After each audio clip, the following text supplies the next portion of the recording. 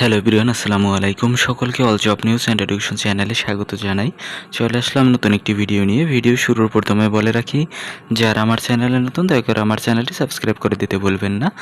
তো গতকালকে আমি একটি ভিডিও আপলোড করেছিলাম, যেখানে হচ্ছে সাফের ফাইনালের সময়সূচি দেখিয়েছিলাম। তো ওই তারিখটি ছিল 5 জুন এবং হচ্ছে সন্ধ্যা ছিল 7:30। তো এই জিনিসটি আমাদের ভুল ছিল বা আমার ভুল ছিল।